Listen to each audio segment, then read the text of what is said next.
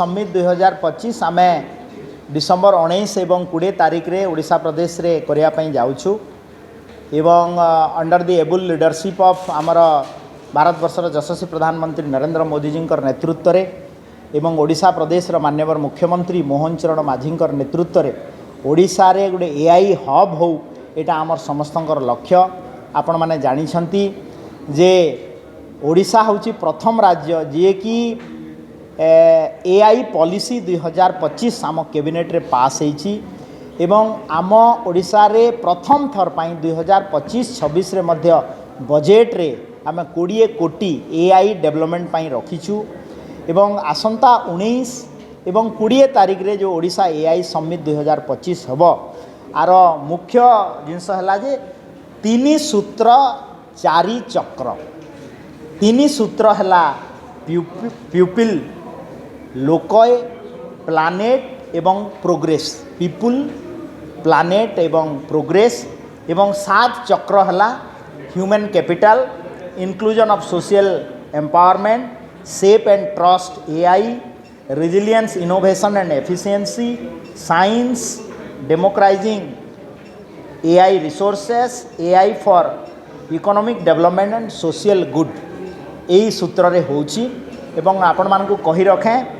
जे सारा भारत वर्ष रे इंडिया इम्पैक्ट एआई समिट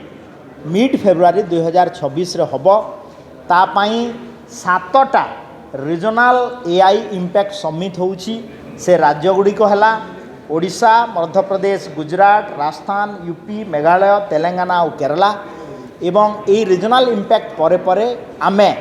ताकू नेशनल लेवल रे एआई समिट हम जार द्वारा सबु भारत वर्ष रे विभिन्न विभाग रे जो वेलफेयर स्कीम गुड़ा चली ताकू एआई एनेबल मॉनिटरिंग एआई रो व्यवहार करी आमे केमिति आउ ई गवर्नेंस को पारदर्शिता करि परिबा तार मुख्य उद्देश्य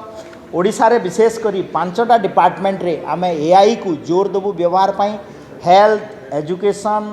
अपन disaster management culture language parliamentary affairs एवं आपणकर women and child welfare department जा द्वारा आमे एआई रो व्यवहार को आमे करि पारिबू। ता सहित आ गोटे बड़ अछि जे आमे आपण माने जानि थिबे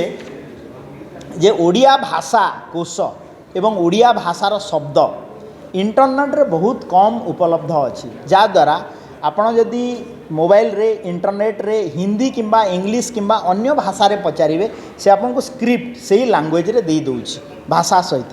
तो आमे माननीय मुख्यमंत्री मोहन चरण माझी नेतृत्व रे आमे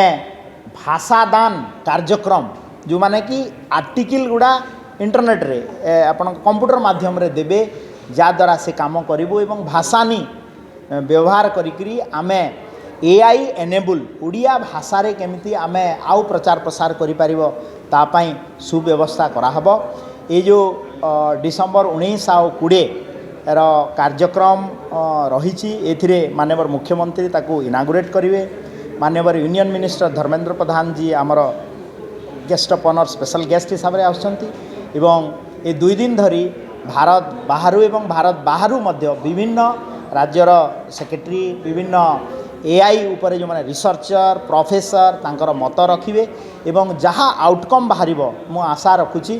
जे विकसित ओडिशा बाय 2036 एवं विकसित भारत बाय 2047 एहा पाई एहा सहायक हेबो एवं एआई